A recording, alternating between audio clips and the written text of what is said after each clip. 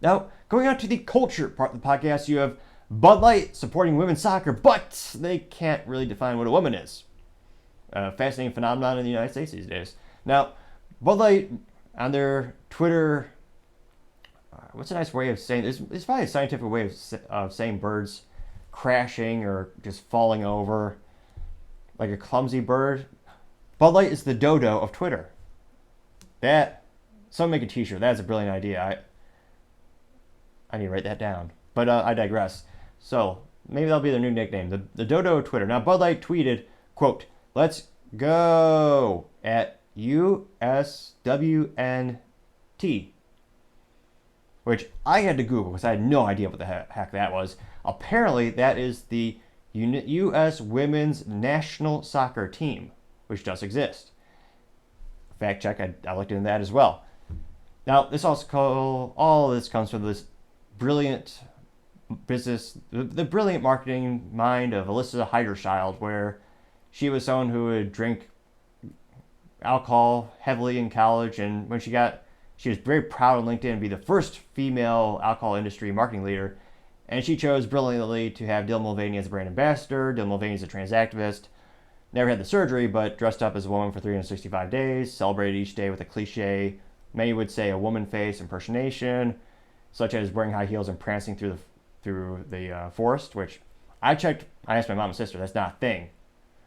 But Dylan represented it as a thing.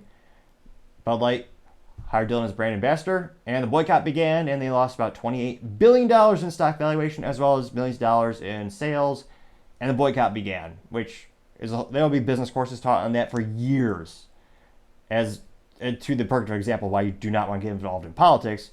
If you make a product that's engineered, engineered is a very kind term for Bud Light. It's everyone, it's basically rainwater with maybe Flint, Michigan rainwater or water with a couple hops thrown in there, pejoratively. But it's one of those things where the brand just crashed and no one is buying it.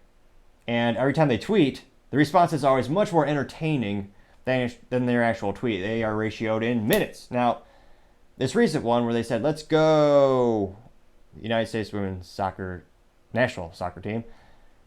Now, within 12 hours, their tweet had 297.1 views and 981 likes. So that's 0.35% liked. Yes, that's also known as bad. That's not even 1%. Now, it looks like the top response, which ratioed them, was done by Benny Johnson, who's a political commentator, and he tweeted, quote, "You're cheering on a women's soccer team. Answer me this question, what is a woman?" unquote. His tweet got 19.2 thousand views and 1,290 likes. That, in the math departments, that's 6.72% of the people who viewed his post liked it. Immediately ratioed. Now, the other response that got a lot of public support was a poll that said, "Let's go UNWNT. But how about Bud Light? Where should they go?" One in five, two. Oh, sorry. One in my fridge, two out of business. There's a poll. Vote one or two. One in your fridge, two out of business. Out of the vote, so what you had 1,111 people vote in that little poll. 7.9% said Bud Light should be in their fridge. 92.1% said Bud Light should be out of business or in the trash. That's that's pretty bad.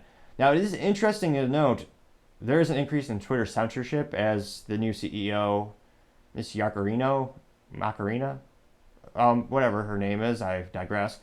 She has an advertising background, and of course her goal is to actually help make the company profitable, which unfortunately means watering it down and making it increasing the censorship. So I have noticed a couple positive responses come to the forefront, but it'll be interesting to see how many of them remain or how many of the negative comments really overwhelm them. But this is yet another example of Bud Light getting Twitter ratioed in minutes and just completely failing the current culture war. Will they be able to recover from that nosedive? I'm pretty skeptical. Thank you everyone for taking the time to tune in today. Also, we're trying to get to 3,000 subscribers by the end of this month, so if you could click that subscribe button, would really appreciate it. Also, don't forget to like and comment. Those things greatly help the video get shared to more and more people.